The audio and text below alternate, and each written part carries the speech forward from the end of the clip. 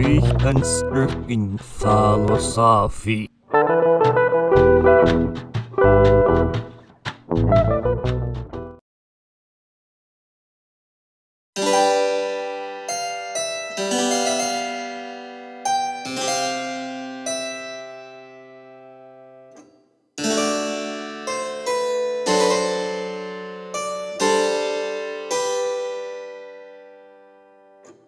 Hello, and welcome to the Reconstructing Philosophy podcast. We're now on episode 4, and we're still talking about philosophy being done in the local region. Joining me today is Dani Yousif from the Wilfrid Laurier University. Dani's interested in the metaphysics of death, existentialism and free will, and the determinism debate. Dani is currently pursuing a master's degree from Laurier, where he's researching the role that ambivalence plays in the free will and determinism debate. Welcome, Dani. Thanks for being here. Awesome. Thank you for having me. So what have you been working on lately? So now I'm just finishing up the master's at Laurier.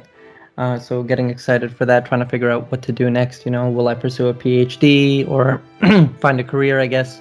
So I am thinking about those two options, and contemplating some business ideas that I'm currently playing around with. So yeah, those are the big decisions, just finishing up the master's and thinking about what to do next. Yeah, it's a decision I remember well. It's a kind of a scary decision. How'd you get into philosophy in the first place? So I'm actually 29, so a bit of backstory is that I got into Laurier at around 22, 23. The reason I got into philosophy was because I thought it was all about, self-help and figuring out the deep questions of life, like what's the meaning of life, what is my purpose, things of that nature. So I started reading a bunch of different what I thought was deep philosophical books, like some of the Stoics, Epicurus, Marcus Aurelius, like this kind of philosophy, and then reading like Napoleon Hill and some psychology, some positive psychology. So that's what I thought going into philosophy. And then when I actually got into university doing it, it was completely different. But I fell in love with the topic, and I want to keep pursuing it. Interesting. So you're doing the master's program at Laurier right now. How do you find it, especially with the lockdown situation? Honestly, the faculty at Laurier is amazing. So I've had the pleasure of working with them throughout the undergrad, so seeing them transition online was kind of funny, but they did it perfectly. Like, it's funny seeing my professors online for the first time, after seeing them face to face for so long, and seeing that kind of not struggle, but just watching them adapt in real time, kind of, because it was like a trial and error thing throughout, and it was exciting just to see what they were going to do and how they took it. But I think probably like halfway through the first semester, it had its own benefits, and we became used to it at that point. I think the hardest part was kind of personal responsibility and accountability was the hardest, because when you go to campus, it's easier to study. When you see them live, it's easier to focus in class, whereas on Zoom or something, you could just mute and, I don't know, go get a snack or something. Like, it's easier to step away and to focus and to do these kind of things with screen fatigue and all this. I'm sure you've encountered it yourself, but but they adapted really well. It was more like a personal kind of struggle that we had to overcome to get used to it again. So the program at the master's program at Laurier is kind of interesting. I say this from experience. Do you want to describe it a little bit? What it entails? Sure.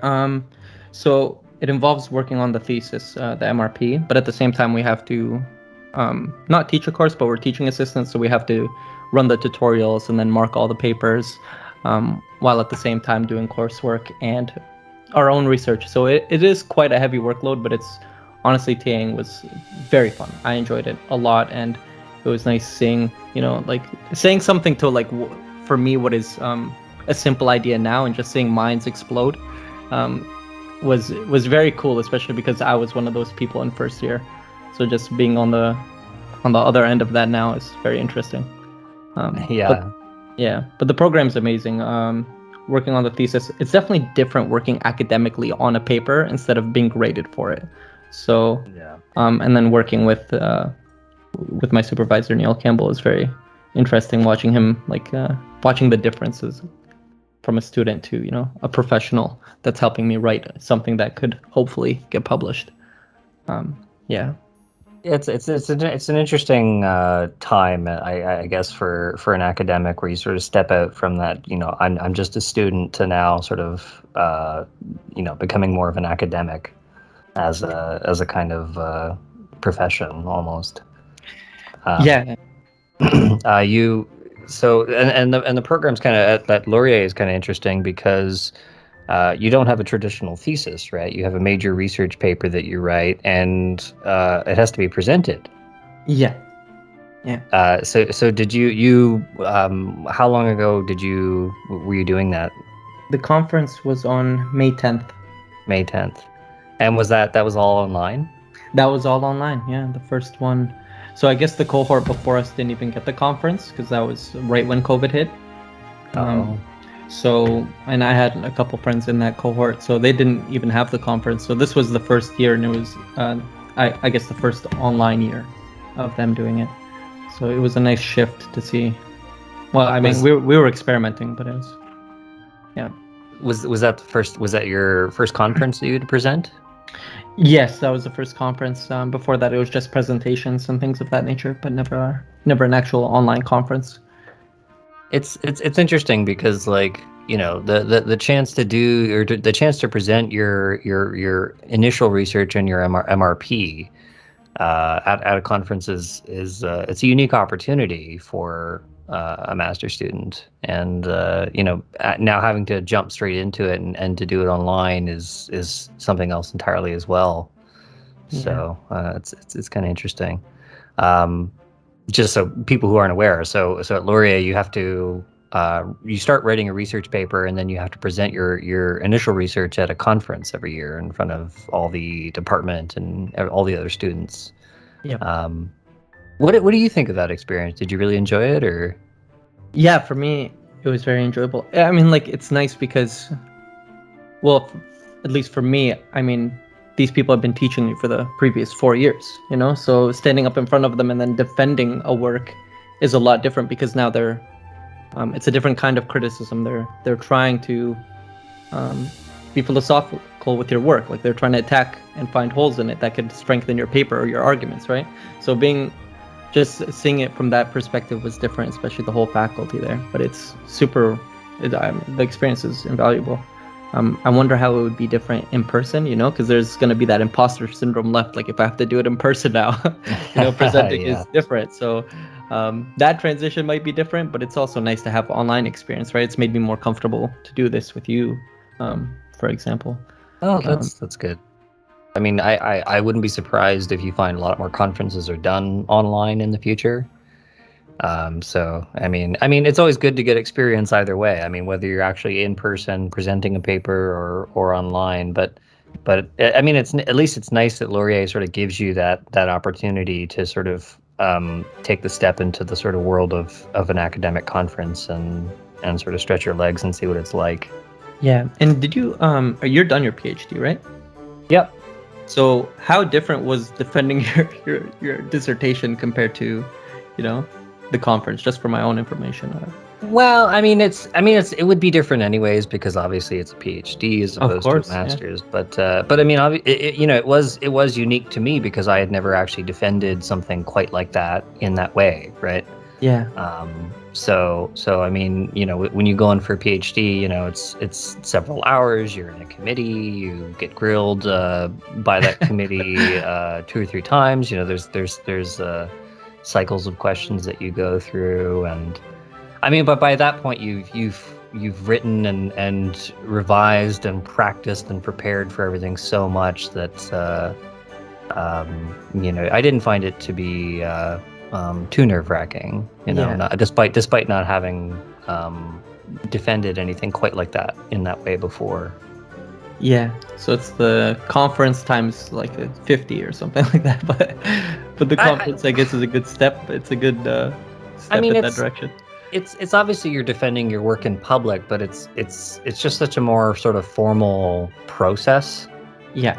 It's not just anybody who has a hand up kind of thing or anything like that. Like, you're going through the committee and each person is questioning you one at a time, and each one has their own questions and they'll have follow-up questions, and Exciting.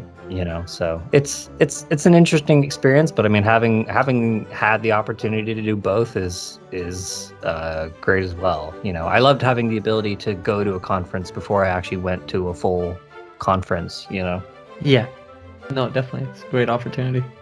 What was the what size was the cohort this year of master students? It was only 5 of us. Oh yeah, that was Very about small. that was about what happened to me too. It was the year I was really? there. There was about 4 or 5 of us, or about 5, maybe 5 or 6. But it was not a big group. No, And, I love the size of it though. It's very yeah, tight-knit. yeah. I liked it too. We were all pretty close. We knew each other. I mean, we all took the same classes together, so we got to know each other quite well by the end of the year. And yeah, it was a really great experience having something that kind of small. Yeah. And then you'd go to I went to University of Waterloo, and like the class sizes were quite a bit bigger because you have master students and PhD students, and there's just more of them. So Yeah. so it was quite a shift for me when I got to Waterloo. Yeah. Well, I'd imagine compared to 5. 5 of us. But yeah, it turned out that the cohort I was in also became like a really good support system for each other through COVID. Like, we were motivating each other, through a group chat and things of that nature. So it was nice seeing that aspect. Oh yeah, I bet it would be even more tricky, and the fact that you're having to adapt by learning to be a teaching assistant, doing regular tutorials, right? Yeah, you kind of learn that under fire. But yeah, it's great. I mean, I guess there is no other way to learn those skills. I mean, it's a great way to practice your public speaking, because by the time you're done, you've already been doing tutorials every week with students. Sometimes the I don't know what size the class sizes are now, but I think a tutorial in my day was about 20 students, maybe. Yeah, for us it was max 25, and on Zoom, so very exactly the same, because some people don't show up, so it averages at around 18 to 20 people anyway. Yeah, so it's an interesting opportunity at Wilfrid Laurier.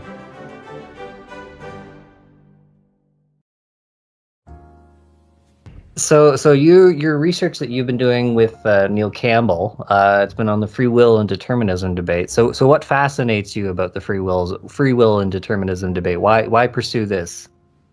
So we started off, my interests are, in the improvement of the individual and things of that nature, solving the big questions, and that's what kind of drew me to philosophy. So you can't have those conversations, at least meaningfully, if we're not free.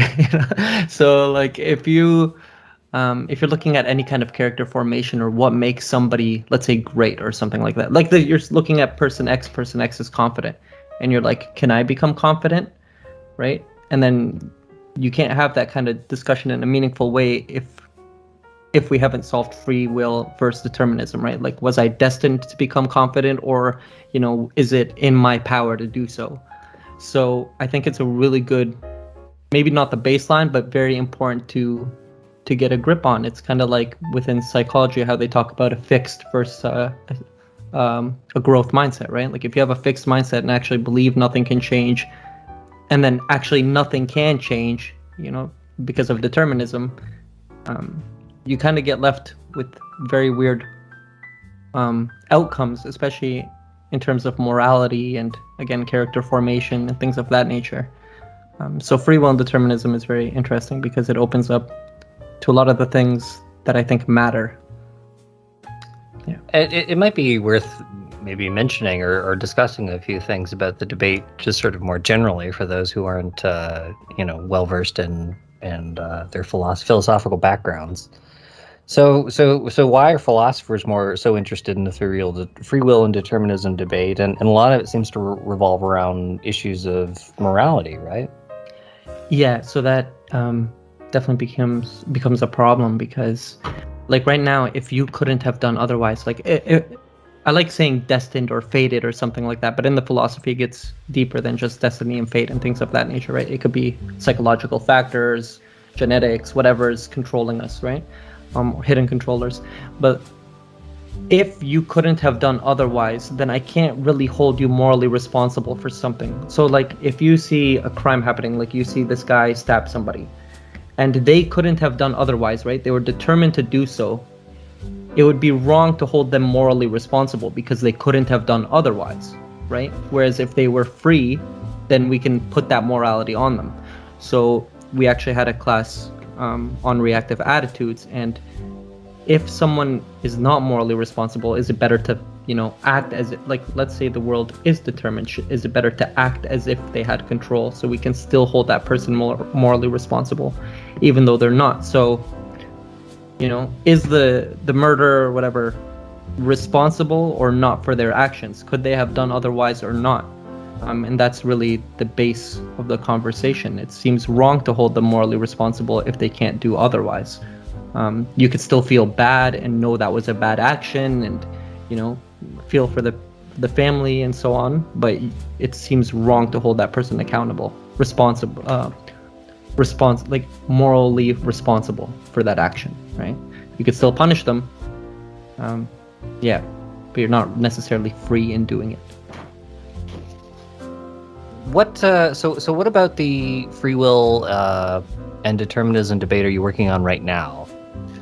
So right now we're looking specifically at Robert Cain, Harry Frankfurt, and Alfred Mealy. So Robert Cain's a libertarian, so he's defending an account of free will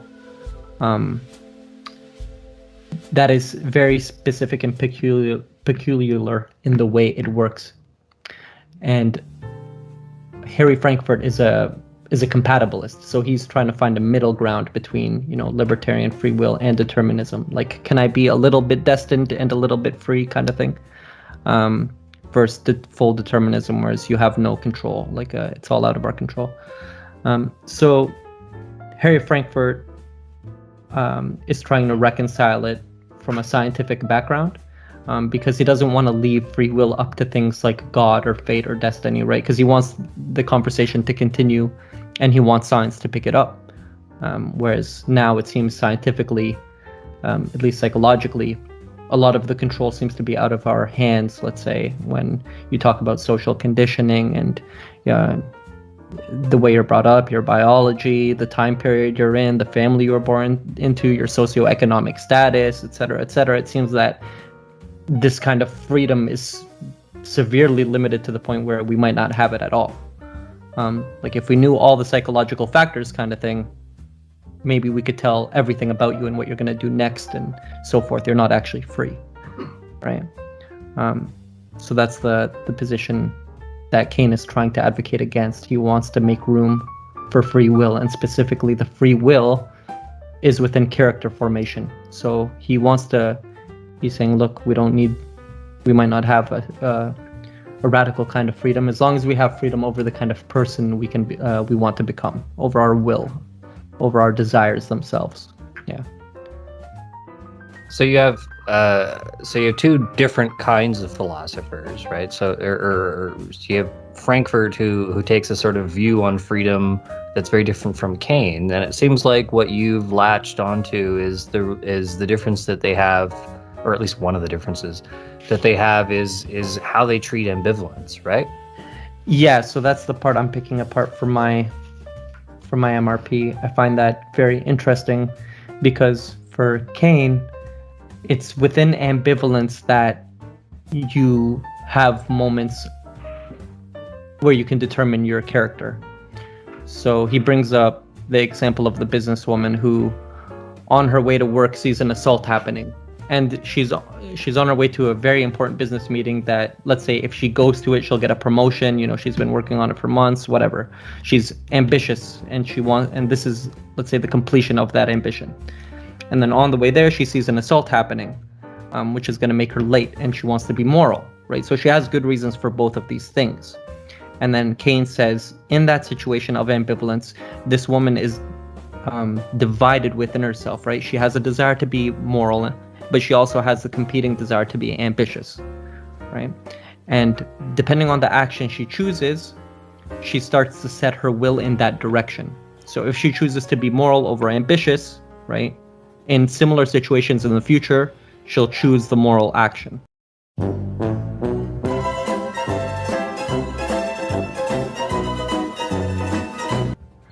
And it's in that moment where you're conflicted within yourself and thinking about the kind of person you could be, that free will comes up. And the way he defends that, kind of, let's say, psychologically or biologically, is saying something like, look, even in the way you think, right, if we were actually determined, there would be no reason for our neural pathways to even struggle, right? Like, you would just choose an option. Like, why would you need that kind of consciousness or reflection upon the situation? Your brain would just automatically have a set path determined for you, right? So the fact that we have alternative possibilities, the fact that right now I can mute myself, unmute myself, stand up, sit down, and I can make all these things happen, opens up the discussion for free will. And then by choosing between these different options, that's how I begin to shape my character free from the past. So that's the key, is that we're trying to find a way to break that backwards causal chain, right? So we can actually say we're free to a degree. And so this is very different from Cain, whose position is that you have to be like wholehearted about what you want to do, and not there shouldn't be room for ambivalence and his conception of free will, right? Yeah, so that's actually Frankfurt, and it makes sense, right? Like when you hear about Frankfurt, like I think his heart is in the right place. Wholehearted. Okay, that was a bad pun, but I think his heart's in the right place because when you think about free will, it seems weird to talk about, an inner struggle. So it seems, because think about it, if you're wholehearted in your actions and there's no conflict within you, it seems like you're free at that moment, right? You're free from internal struggle. You know what you want, right? So, and he breaks it down into like ordering your desires, right? So I might have the first order to desire to smoke a cigarette. And then the second order desire is me finding it meditative and enjoying it, right? So I don't even think about quitting. I'm a wholehearted smoker. And in that way, it seems like that agent is free. Like they're free because their desires align with their actions, right? What I want is aligning with how I'm acting. So it makes sense, and it's appealing, and I could see why a lot of people want to take on Frankfurt in that way, but it becomes problematic. Sure, and so Cain has a very different view, where his position is that you need these moments of ambivalence to create what he calls self-forming actions, right? Exactly. Can you explain what a self-forming action is? Yeah, so it is just that businesswoman. So by choosing in the moment of ambivalence, where you have different versions of yourself that you could be, and you have good reasons for both, and you can make both happen, right? That's the key. Is like you need the reality. You have to be able to bring these things into reality, one or the other. And then by choosing, right, because you're not determined at that point to choose one or the other, because you could make both happen, you begin to form yourself, right? So it's a self-forming action in these moments. By removing the ambivalence, you've began to shape, or you have shaped your character in a certain direction. So would Cain treat the self and your character as being the same thing then? And would either of those be different from, for example, just what I might call like a collection of habits that I have? See, that's what I've been trying to deal with. Like, is it just a habit, right? But Cain does seem to make it about bigger, or at least more, how to word this, morally important characteristics of yourself. Let's say something like, the woman choosing between ambition and being moral is more than, choosing between to eat a sugary food or, maintaining my diet. So like you could feel the ambivalence between, eating a donut right now and having water. But it seems like those don't qualify as self-forming actions. He does want them to be these more meaningful occasions or deeper things that will shape your character in a certain direction. But that's something I'm still parsing out, and I'm not sure that I align with him there. But well, I think so. It seems like, and maybe we'll loop back to this in a second, because your paper sort of takes issue with the self-forming action in terms of like how much control over it do we have, are the kind of situations that we are able to engage in these self-forming actions. Do those situations only come about through luck, right? Like, this is one of your concerns. Yeah. And I think part of what I think I'm trying to figure out is exactly what exactly counts as a self-forming action. So the difference between whether I choose to drink coffee or tea, is that a self-forming action? Is it? I mean, if the basis is just to determine whether whether I am the agent that's choosing the sort of character that I have that makes me, and then I can assign responsibility to me, then it really shouldn't matter, it seems to me, whether that self-forming action is about coffee or tea, or whether it's about some sort of larger moral issue. You have no choice. I think I agree with that, Ray, and that's something that I've been trying to flesh out a bit more with Dr. Campbell is, why is it just these, let's say, serious or bigger things like ambition or something like that compared to the coffee you drink? Because, maybe the coffee you drink eventually leads you to becoming a moral character or something like that, like it's not like that, but why these over these? And I'm not sure that I align with Kane there. I do think habits are important, and the formation of our habits is, and if we really do want to say that free will is, it seems weird to limit free will to just these bigger moral issues, right? And say, look, these other things aren't part of yourself, or these other things don't form yourself, or something like that. So yeah, I'm there with you. I'm trying to figure that out for myself, and I do think habits are very important. But for him, I think he would just go back to something like, it seems different to say that you're morally responsible for the coffee or tea over you're morally responsible for, being ambitious or moral, right? It seems they're just categorically different, at least in degree. It'd be hard to say, oh, this habit was free, this one wasn't, this one was because of childhood, this one wasn't. Whereas for something like being ambitious or, of that nature, we want to figure out where that came from, and do you deserve responsibility over that? Are you morally responsible for stabbing that person or not? Is different than are you morally responsible for drinking coffee over tea? Sure. At least in significance. And I think. Sorry, go ahead. I'm not sure I agree with that. Like, I'm still unsure. I still do think habits are very important. I'm just not sure how to make that direct connection to self-forming actions without diluting them or diluting them too much, right? And losing their significance, because they are these kind of moments where you do shape your character. Yeah, I mean, the thing is, I almost worry that there's a sort of conflation between trying to understand what makes an action free and what makes it morally responsible. Obviously there's connections, right? But I mean, if I say, if I'm the kind of person who chooses to drink coffee over tea, right, and that's the sort of habit, that's the sort of choice I made once upon a time, and that's just sort of part of my character. I mean, for Kane, it seems fine at that point to say, well, yeah, those actions are free because they stem from your character, right? Regardless of how sort of morally poignant they are, they're still free actions, would they not be?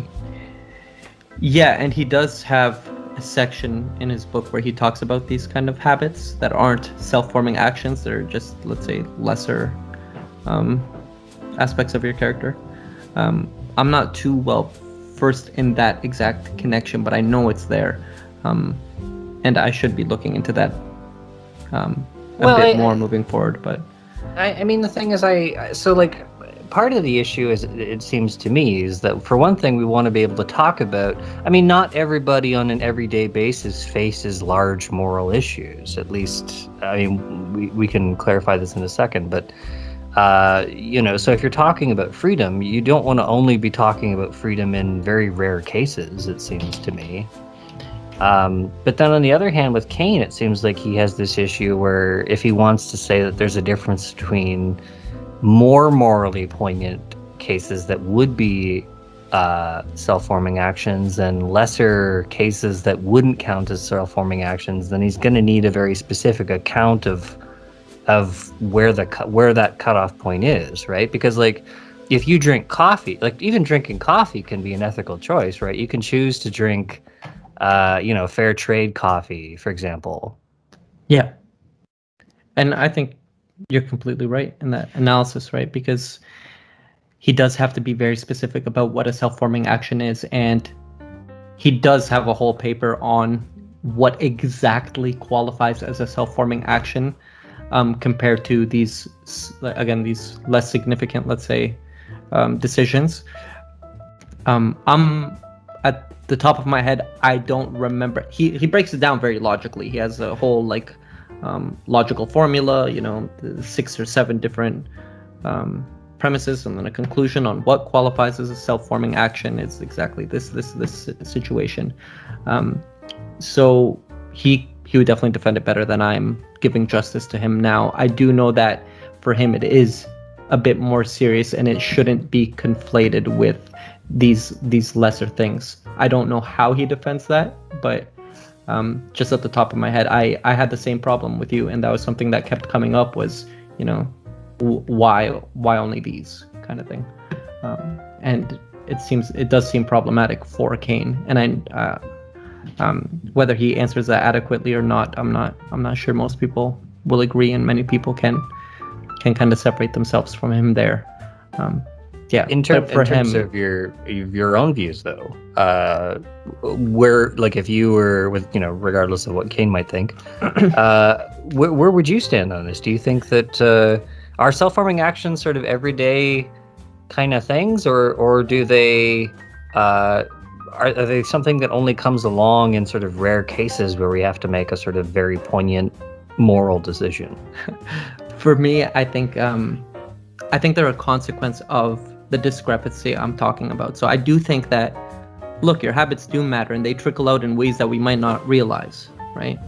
And I do think that they can, let's say, lead to bigger moral things, and they definitely shape our lives.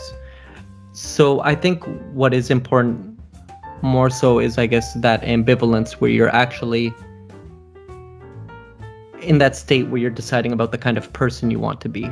You might not have that kind of moral reflection over drinking coffee or tea, and you might, depending on the kind of tea or coffee you're drinking, right? Like when you said fair trade versus, however else it's gathered, right? You might have a moral discrepancy within yourself there, or a moral ambivalence within yourself there, which could become a self-forming aspect of yourself, right? Because then it'll trickle out possibly into other aspects of your life where you're making these kind of choices. But I do think what you're touching on is very important. I do think these kind of smaller, let's say, self-forming actions are, they are important, and they do possibly add up to a kind of, maybe a bigger Keynesian SFA or something like that. Well, I almost wonder if to some extent it leaves out something important, right? Because like some of the sort of smaller everyday choices that don't necessarily seem to be the most morally poignant can have the most consequential effects overall, right? Like, for example, there's lots of little things that contribute to climate change that people might do or not do, right? Yep. Now, and they may not necessarily think about them that much. Some people do, right? They consciously make an effort to, recycle, or they make an effort to reduce their waste or their carbon footprint or whatever. But, are those kinds of cases, it almost seems like Cain may not be he may be less concerned about moral responsibility in those cases, even though overall and down the road, those, the how responsible people are for contributing to climate change is a larger issue than just looking at any one person. So if you're talking about moral responsibility in that case, it seems like for Cain, that kind of moral responsibility sort of disappears. Yeah, how definitely. it's difficult to say, well, you're responsible for climate change because you bought one kind of coffee that was less sustainable over another, right? Oh, yeah. See, he's not doing it. Okay. How would I answer this? So, I think I'm like, do you see that as a potential worry that there may be kinds of moral responsibility that Cain may be trying to find, but he's actually brushing over other kinds of moral responsibility that are also really important, especially if we're talking about free will, right? I think what you're pointing to is something like, your actions led to climate change. First, Cain would just keep reducing it down to, this divided self, this ambivalent person who's contemplating different kinds of versions of the person they could be, right? So whether or not I actually contribute to climate change is secondary to, let's say, the thought, do I want to be that person to contribute to climate change versus do I want to be somebody who's environmentally conscious, right? So that's the level he's working at. He's not pointing at you and saying you're morally responsible for this, right? He's thinking about the individual within themselves, arguing about the kind of person that you could be, and then if we're free, then we could say they're morally responsible. So you could still separate the action, let's say, from your character formation, right? Like I could point at that action and say, you're morally responsible for that. But then Cain would just go back to saying you're morally responsible for the person you've become, and your action is doing this, and like separate it that way, like your action from your actual will, let's say. But it seems like in that kind of case that makes it even more difficult to try to separate what he might call self-forming actions from any other kind of action, right? Like if I choose to drink more sustainable coffee, right, is that a self-forming action, even though it's not in and of itself, me and my house, it doesn't make a huge moral difference, but down the road and collectively it can make a huge moral difference, right? Mm-hmm. So again, it kind of makes it even more difficult. You either you end up risking confining a self-forming actions to a sort of tiny subset of actions that you end up taking, and then run the risk of skipping or missing kinds of moral responsibility that might be really important. Or you sort of blur that line between self-forming actions, and then it becomes more difficult to say, right? So I think Cain's working, and he is working with like a very Aristotelian approach, let's say. So saying something like, this confident general became this confident general because of other confident things they did in the past that eventually led to this moment, right? Their confident actions led to them being this person. So they're responsible for their confidence, right? But saying something like, look, we might be limited in our freedom. So Cain's okay with saying like, look, I didn't have much choice between, killing the environment versus, helping it. These choices might be limited depending on the brands of coffee I want, right? Or you could withhold or abstain from coffee altogether. But let's say you can't. You're choosing between, coffee that's ruining the environment and coffee that is. Until it becomes something you consciously think about, right? It's not a problem for Cain. It's when you become that ambivalent person. Like the businesswoman, and I bring this up, she could have just ignored the assault. Like right now when you're driving and you see somebody homeless, you might pay attention and feel bad, or you might just drive because you're busy, right? And not even think about it. It just becomes something else in the background. So until you actually consciously decide, and he does make room for this kind of happening subconsciously, but that's another issue. Let's say you consciously have this internal struggle between doing X or Y. That's when free will comes in, and that's where we claim responsibility, right? And that's where the SFAs are. So it's not necessarily what the outcome is aimed at, right? It's about character formation and saying that you're responsible for this kind of character, not discussing morality or something like that, even though we're saying, so the moral responsibility, right? Or sorry, not moral responsibility, it's ultimate responsibility that you are this person, right? You could be an ignorant person that's destroying the environment, let's say, and just not know it. Sure. Yeah, so he's at that kind of level. It's until that person is consciously having that internal struggle. But so in that case, the person who is genuinely conflicted about their coffee and thinks about it and they look at the alternatives and they decide that this is the coffee brand or coffee choice that they want to make. In that case, that would be a self-forming action, because there's a sort of conscious consideration of what kind of character they want to be. Exactly. And that's where you can claim responsibility, because by doing that action and overcoming that ambivalence, he would say something like, now you've set your character so in future situations you would consistently buy the better way, the fair trade coffee. Is that what it is? Yeah. Yeah. So in that way you've shaped your character in that direction. So it might have been a small choice like coffee, but if it's this bigger issue that's at play here, which is, again, that kind of comes back to moral versus, I don't know, cost effective or something like that.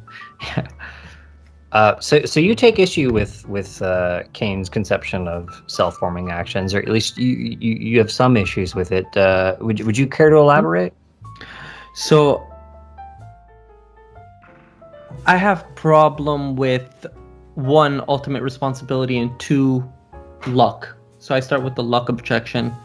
The problem I have is that when we say things like, look, the businesswoman was on her way to work and she saw an assault happening, right? And she's on her way to work. That situation could have come up by luck, right? So she's sitting there choosing between becoming morally ambitious moral or ambitious, but that whole situation came up by forces outside of herself, right? So she could have just as easily been driving in that direction, the road was closed, and then she goes a different way to work and never sees the assault, and therefore never has that inner conflict between being moral or ambitious, right? So it seems like due to luck, we could have situations that reduce the potential of SFAs happening, right? Like if I just never fall into a situation where I'm ambivalent about being confident or unconfident or something like that, right? Just never have the opportunity or never crosses my mind, due to luck, due to things outside of my control and things of that nature, then it seems problematic, right? Because then there could be a person who's so unlucky that doesn't have any responsibility over their character formation, or some people could have more or less, right? So it really fluctuates in the frequency and the way they arise. So that's the first problem, is luck, right? Like if I am free, I don't want the freedom I have to be due to luck. Right? I think this is part of the issue when this is why I was asking you earlier about what things get to count as self-forming versus not self-forming, right? Because everybody faces at some point in their life different decisions about which they're ambivalent about, for which they decide that they'll make some sort of decision that will somewhat determine their character, right? Mm-hmm. And that character can later determine other choices and things like that, right? Yeah. So while certain specific possible alternative courses of action, while that may be luck, i.e., for example, no one has ever asked me if I would like to be an astronaut, right? Yeah. I've never seriously had the opportunity, or never seriously it's never been a serious possibility in my mind to consider whether I wanted to be an astronaut, right? Yeah. But to say that that I'm therefore unlucky or unable to be in that case, that I wouldn't be responsible for my actions, despite the fact that several other pieces of my character are formed just fine. It strikes me as weird to say that in that situation that there'd be a lack of freedom that you wouldn't have. Yeah, so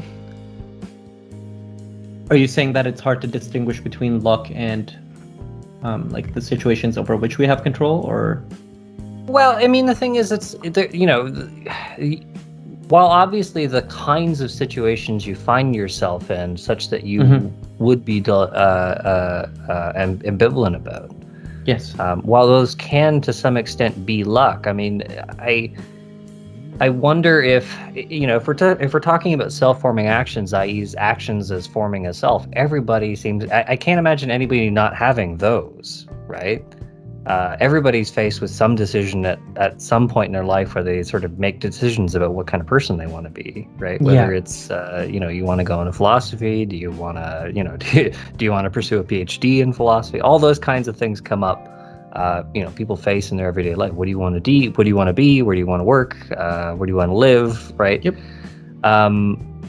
So it seems to be worried about luck for very specific kinds of situations seems to be kind of odd, right? Like, is my character any less well formed because I wasn't given the chance to be an astronaut, or no one ever approached me to be an astronaut? Just like this woman, if she had never encountered that situation where she could have intervened and done something moral. Is her character any less formed in that situation? Yeah. So in this other situation, than just being formed differently, I suppose. Yeah. So what you're alluding to is something like the quantity of SFAs. Is that important? So something like Billy had 20 opportunities, SFA opportunities, where I, because I was unlucky, had 5. Am I actually a less formed character than Billy? And that does seem to be a problem, right? Like the whole reason we're going after this is because we want control over shaping our character, right? So if it's due to luck and it's actually out of our control, then that does seem to be problematic, because again, I could just be unlucky in the way I get to shape my character, right? So Billy might not, it's not even about frequency, but it's the kinds of SFAs that he has might be different than mine, and those just came up because of luck. So we're trying to preserve that luck. Where we quantify it is problematic. Like, I don't know whether we say 100 is better than 75, or what the number is to say, look, you're more free than determined, or congratulations, you're free because you have 5 SFAs out of like millions of actions or something like that, or choices. So it is problematic quantifying how many SFAs. But when it comes to luck, we still want, what makes free will attractive, right, is the idea that we can have control over the shaping of our will. We don't want that to be due to things like luck. That sounds just as bad as determinism, right? Like, I have no control over the opportunities over which I get to shape my character. So yeah. If I were like a hermit, like living in the woods, right? Yes. And I decided that that's what I wanted to do. Like, I'm just a hermit type of person, and I don't really care much for civilization or for people or anything like that. Yeah. So I choose to do that. But by putting myself in that situation, I don't face a lot of SFA type situations, right? I'm not necessarily going to face a lot of morally sort of significant choices to make in that regard. But nevertheless, I mean, the fact that I don't face this situation seems to be because of my character, right? Like, I am a hermit, right? So, but it would strike me as really weird in that case to say, well, because of your lack of SFAs, that therefore you are fundamentally less free than somebody who maybe has to deal with all kinds of morally problematic issues all the time. To maybe because of a moral being morally unlucky, right? That person is fundamentally more free. It strikes me as a really odd conclusion. I guess it's just that one of them seems to give us more control over the other. Right? Like the hermit, yes, he might have chosen to become a hermit, and then all other actions kind of flow naturally or something like that, and the other person is ambivalent consistently, let's say. Between the two people, I think it's more attractive to be the person who had more control over their development, right? And how do you determine, like, how do you say that the hermit had less control? So that's pretty much what I'm trying to do with my MRP, is discover where this control is and how we can place it on, like, how can we create these situations where we're SFAs so it's not just luck or life giving them to us or something like that. Like, how can we create these occasions? If it is possible for us to shape our character, then there must be ways for us to increase them in frequency or something like that. I don't know what the ideal number is or something like that, but the goal is to be able to return some kind of control back to the agent that's not just due to things outside of our control, like luck or, you know, psychological factors and things like that, because Kane is allowing for that. So where can we find this control? What does it look like? And the place that where I'm placing this kind of control is in this discrepancy. So for Kane, it's ambivalent situations where you get SFAs where you can shape your character. So the hermit is still going to be ambivalent about things in, you know, his or her life. I'm assuming, like, they're not just going to go throughout life like a kind of Frankfurt wholehearted person that no longer has ambivalence. Like, this person is still going to be no, I mean, we can even say in this scenario, I mean, maybe they face all kinds of, I mean, maybe they still have to decide if they want to have coffee or drink water or go out hunting and, you know, or forage for berries or whatever it is that hermits do. Yeah. I mean, they may have all kinds of, they may make all kinds of choices in their life. Yeah. But they may not necessarily be out there to encounter a lot of morally, especially morally poignant situations that they might be more ambivalent about. Even if we separate the morality and say, are you responsible for, you know, your character? Right? Whether the hermit's doing the right or wrong thing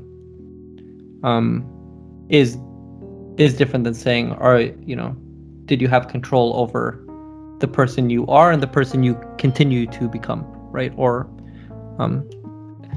and so do you think that there's something that there'd be something less free or I don't know want to use the word flawed, but is there something, is the hermit less free than the for example the businesswoman? I don't think so. As long as they have the possibility to have SFAs, which just means, you know, being in situations of ambivalence where you're deciding about the kind of person you want to be, right? Then I wouldn't say they're less free. Again, frequency seems to matter, right? The quantity seems to matter, because it doesn't really seem like one is enough. And me and Dr. Campbell were joking about like 5, you know, 5 SFAs is enough to qualify as a free person or something like that. So it's hard to quantify, but I wouldn't say that the hermit is necessarily more free or something like that. Both individuals are shaping their character, and you know, the way they do it might be different. The situations in which they're ambivalent is different. Even the frequency might be different, right? As long as it's more than 0, like, we're okay with having some kind of minimal free will, freedom over your character. So as long as that possibility is open, yeah. But I think both are still shaping their character in a free way. Yeah. Well, I mean, yeah. I mean, that sounds about right to me. I mean, they're both shaping their own character. They're just doing it in different ways. Yeah. But in one way, the hermit obviously will be very likely less likely to face as many SFA type situations, presumably, just because they're interacting with less people. And I mean, for sure, right? I mean, there's only so much you could do in a forest or something like that, right? Yeah, living your hermit life.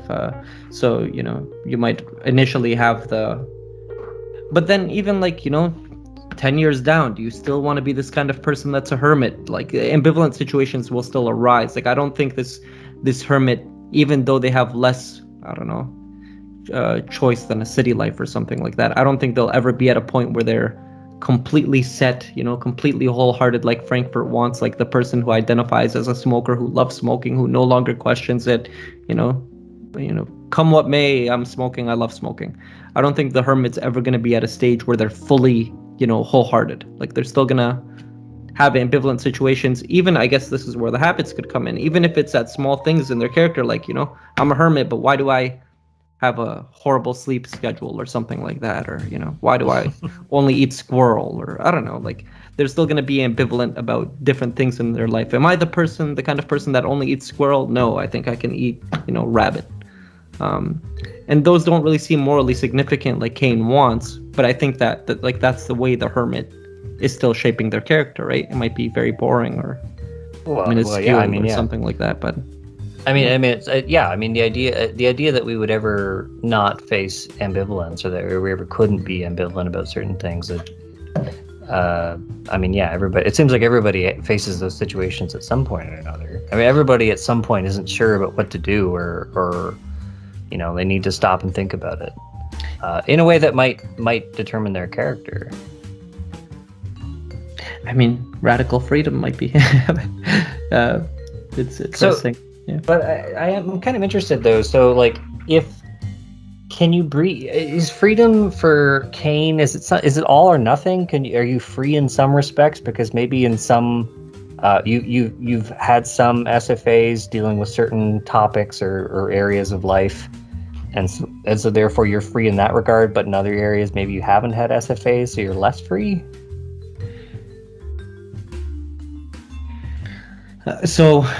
Or is it just a binary, like you're free or you're not free? Yeah, like I guess you could say that, look, there's certain aspects of yourself that are determined, right? And that just means that you freely formed them in the past and now they shape how you're acting. I don't know if that's a good question. I'm not sure if it's like this action was free, this one wasn't, this one is, this one isn't. Or this aspect of myself wasn't shaped freely, this one was. He's okay with, again, us being determined in some aspects. Like I didn't get to choose my body, I didn't get to choose my parents, I didn't get to choose, this timeline, the fact that I need air. So I don't need like a radical kind of free will where I can shape every single aspect of my character. All right. But come what may, as long as we have minimally, right? So he's okay with minimal free will. So even minimally, the fact that we have alternative possibilities, again, stand up, sit down, mute, unmute, and I can make all these things happen. The businesswoman can choose to help the person or choose to continue to work. As long as there's options like that, right? That's all that we need for a form of responsibility over the person we've become. The world gave us this possibility. I could have done A, B, and C. I chose B, but I wanted to do C also. But I overcome and chose B. Therefore, I'm responsible for B. So as long as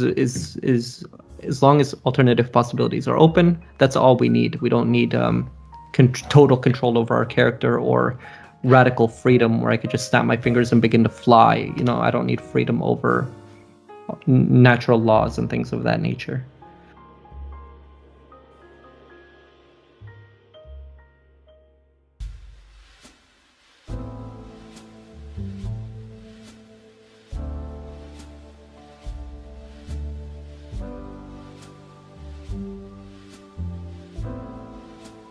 So in your paper, you talk about the idea of these self-forming actions possibly coming out as a kind of token form of luck, but you seem to see will setting as being more of a process, as something that takes place over time. Is that right? Yeah, definitely. Because, at least for Cain, right, the whole point of, or what makes free will attractive is the fact that we can shape our character. And if we can't set our will, and every day our character is different or something like that, then it doesn't, like, what do we have control of, right? So he does want to say that we should be able to set our character instead, so that way that's what separates it from freedom of action.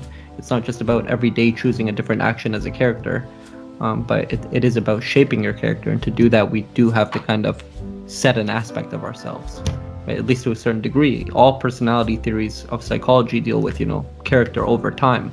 Doing an action once, it's not necessarily sufficient to say that, this person was confident because they did this confident act once, right? It's when you do it over time that you can kind of say this is a character that is confident, right? Or this is a characteristic of this person.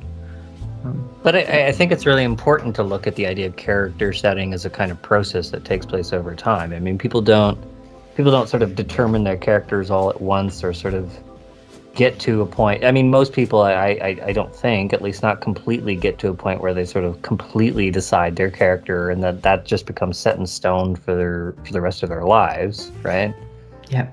And so it seems like this is really important if you're going to be talking about free will and determinism, right? Yeah, no, 100%. That's one of the problems I had with Kane, was saying something like, an SFA comes about when you choose in a moment of ambivalence. You're choosing between being ambitious or moral, let's say. And then once you make this action, all future actions can be determined by that, right? So you're never going to be ambivalent about that situation in the future. Your character is set. And that seemed too strong, saying that, once I've done a self-forming action, the businesswoman, let's say, chose to help the assault victim, and in every similar situation in the future, she's always going to choose to, do the moral over the ambitious thing. And I think that's too strong. You might be inclined to do the more moral thing in those situations, or it might take less effort for you to overcome temptation in the future to do the moral thing over the ambitious thing. But I still think it's open to change, and that's where we have the free will, and that's also where we make it a process, right? A process that's never necessarily finished, and that's where I diverge from Kane. Yeah. So I'm kind of interested in this coming from a pragmatist perspective. So do you think? How important do you think it is to sort of set a kind of through an SFA, a kind of, you can call it what you want, a habit or a character trait or whatever. How important do you see those things as being set to the concept of freedom? Because I'm thinking about this in the context of, for example, a scientist who might adopt or might use certain habits or certain rules of action, but ultimately, even if their character leads them to sort of consistently use those kinds of rules or norms or habits, that they wouldn't want them to be fully determinate all the time, because you always want to be able to question its applicability to specific situations. So is there an important element of freedom that we can always shift away from being set to being more ambivalent again if we want to be? Or is that actually even necessary for freedom? Having the set aspect? Not just having the set, but being able to go back from being set. I think personally, I think it is very important, right? Because as humans, I think naturally we can go back and question things that we were ambivalent about in the past and maybe become ambivalent again in the future, right? Like a regret is something like that. At the moment you chose what you thought was the right decision, in the future it comes back and then you're ambivalent again about something that you thought you dealt with, right? And it is important to set things. So it is important for the habit, or for the scientists, let's say, to develop good habits and researching and the way they perform their methods, but you don't want that to be set in stone, right? Like you still want the capacity to change it if you need to. You don't want to be in the kind of situation where you're ambivalent 24/7 about every situation, right? Like we don't want to be like that either. We do want to have some things that are set about us, but not permanently set, right? Like a strong inclination or a habit, right? The only way I think you could permanently set something like this for Kane is if it's like, I was very ambivalent about a situation, I overcame it, and then I never questioned it again just because it never came up again, or I forgot about it. But it doesn't mean it can't. Right? And if we have control, so the control that I'm bringing up makes necessary the fact that, or is a consequence that we will never have a permanently set aspect of ourselves, right? Of our will. Because if there's control and we're not determined, that means you can always bring up something again. You can always become ambivalent about things, aspects of your character. I could have worked really hard to become fit, and it's a consequence of my being free and having control that I can, become ambivalent about that again. How important is it for Kane that our characters be fully set? Does he see it as being something that we should all aspire to do? That we should be fully set? To be fully set, I'm not sure. The point for Kane might not be all or nothing, but it is to kind of get rid of that ambivalence, right? We do want to remove that ambivalence, and a consequence of that is setting our will.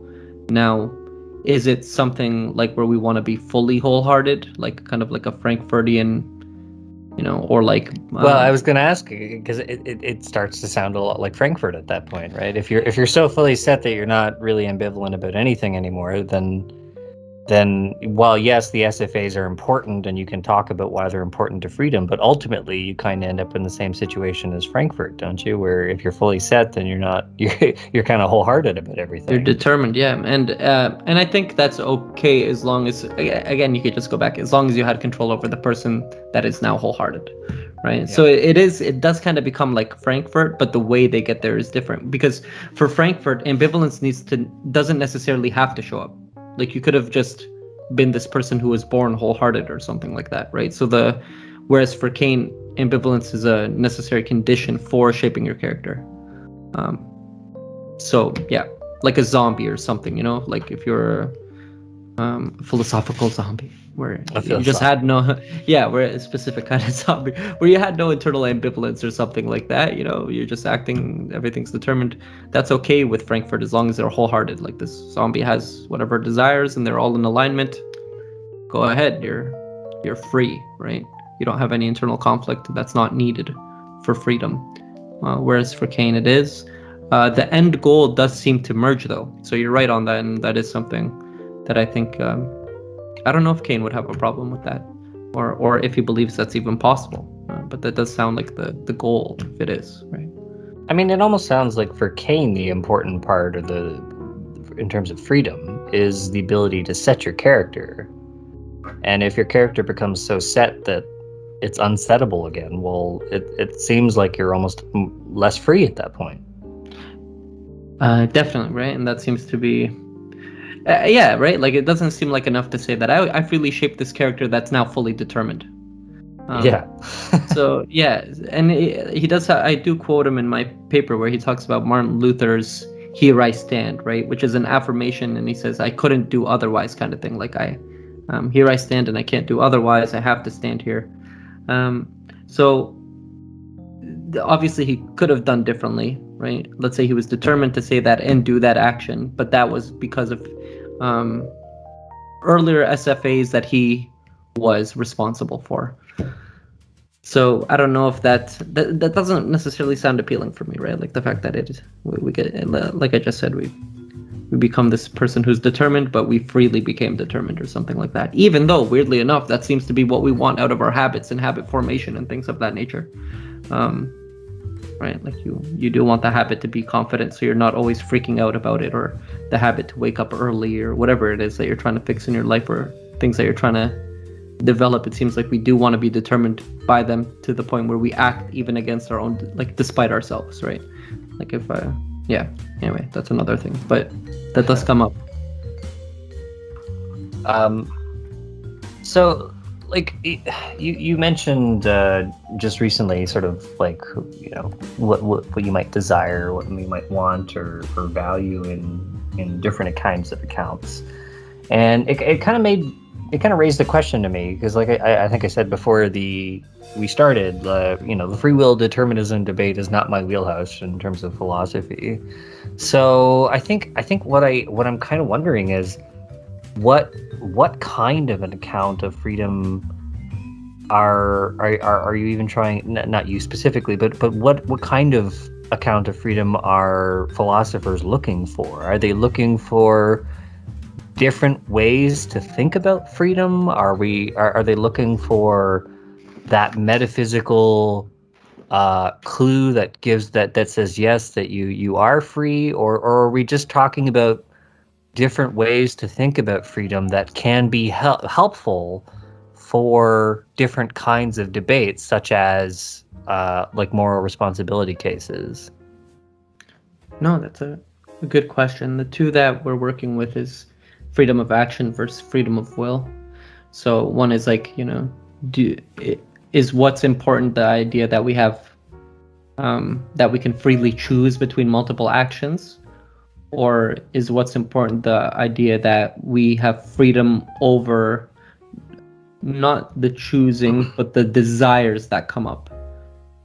So is it that deeper kind of freedom that's important? So there is many different forms of freedom, and even the compatibilists, like Frankfurt, has his own definition of freedom, right? Like for freedom for him is that kind of wholehearted person that's acting free. It's a different kind of freedom that they're trying to build into their discussion of determinism, but it's a different nature. So yeah, freedom, what kind of freedom we're looking for does become not problematic, but it does become a question that needs to be answered. And what is meaningful for you might shape, or obviously, your account of what you think is important, right? Like some people are okay with freedom of action, whereas some people would want that deeper kind of freedom of will, where some people want to, say I'm free within a determined world, or something like that. But freedom is defined differently. So what one's account of freedom is definitely comes into play here. So, like with the, as you discussed in your paper, the idea of fully setting your will through SFAs, and you express your own sort of skepticism as to how likely that is, and how many people that would actually happen to. So does it make any sense to talk about a conception of freedom that would be foreign to most people? Or that most people wouldn't have a realistic chance of ever obtaining, especially in the context of moral responsibility. Like, does the free will and determinism philosopher, is their responsibility to talk about freedom in a way that makes sense, that allows the public to make sense of moral responsibility issues, or is it more something that should sort of be beyond the public and is this sort of more metaphysical account of what free will is? So I think in general it is a metaphysical question, right? Like, are we free or are we not? And what does that look like, right? And then, but I personally want to make it a practical thing, right? I do want to say that, look, if we are free, then technically, you might be shy, but if we have control over it, you can become confident,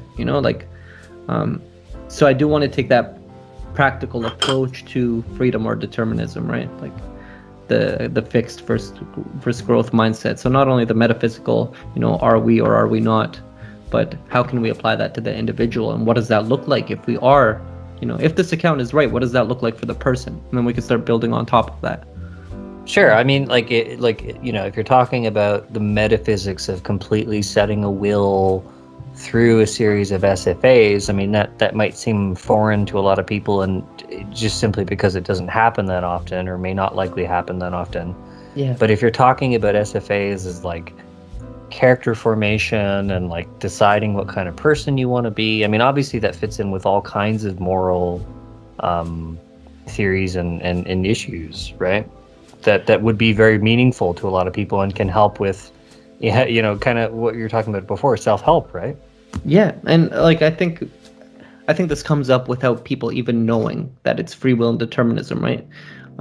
It's like, I can't, like, I just wasn't born confident, let's say, or maybe that wasn't in my plans, or God had a different plan for me, or A, B, C, like things that are outside of my control, and they kind of just shirk responsibility, or can all control away.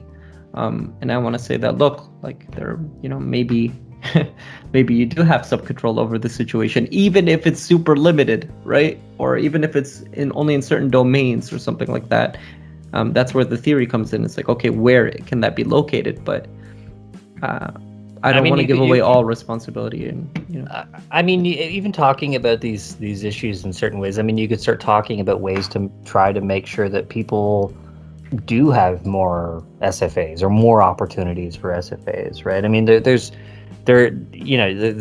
seem to be like that much more practical sort of route that you could take where you can try to articulate different ways that people can try to be more free, I guess, right?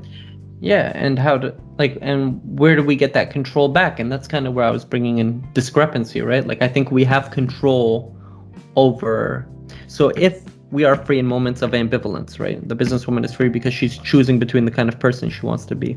I think we can locate some semblance of control in the discrepancy we have. So, the businesswoman had to first, think about who she is and who she wants to be, or else that inner ambivalence would have never appeared, right? Like, if she had no doubt in her mind that she's this ambitious person, whatever, then that occasion would have never come up. So it's by reflecting on who you are and who you could possibly become that ambivalence arise, which allows for a self-forming action for you to shape your character.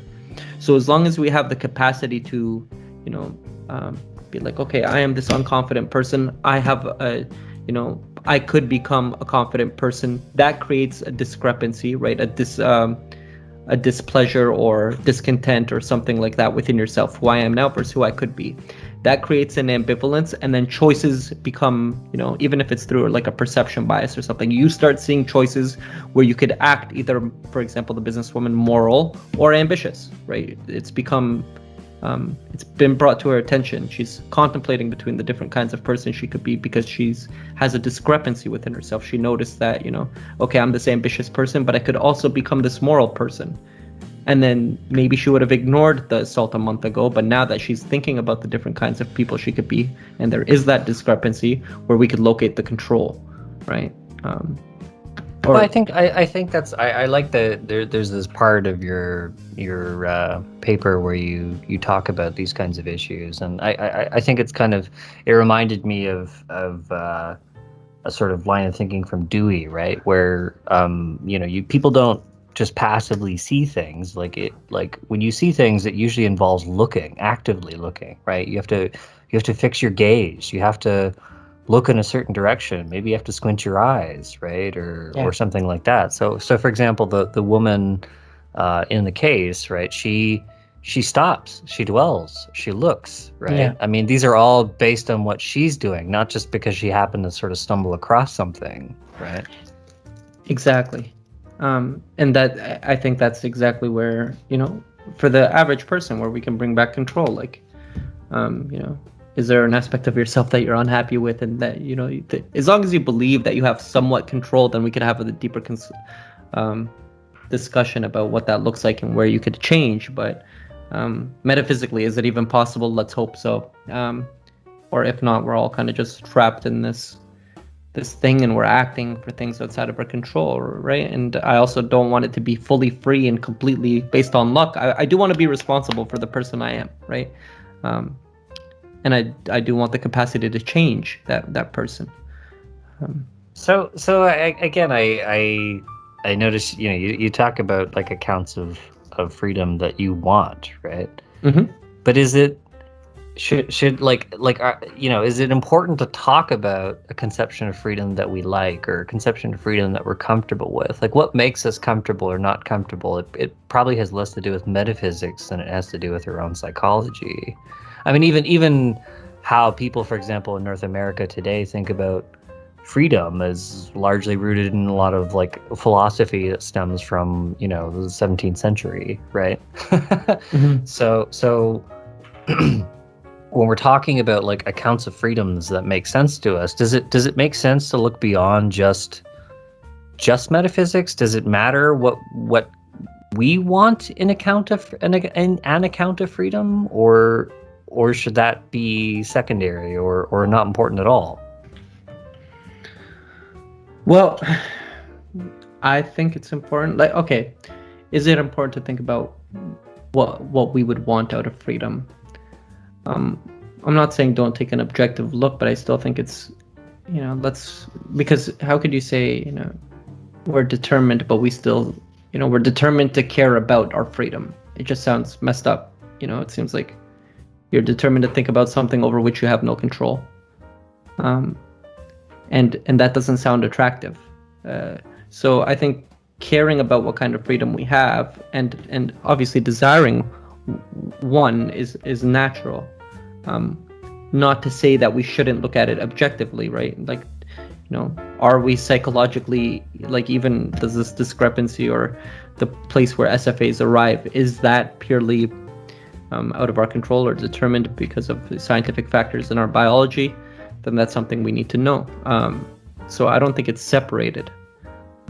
But I do think that, having a desire for a certain kind of freedom comes natural over any discussion, maybe. Whether or not that was determined for you to feel that way or not, that's the question we're trying to figure out. But, yeah, I definitely think it's important.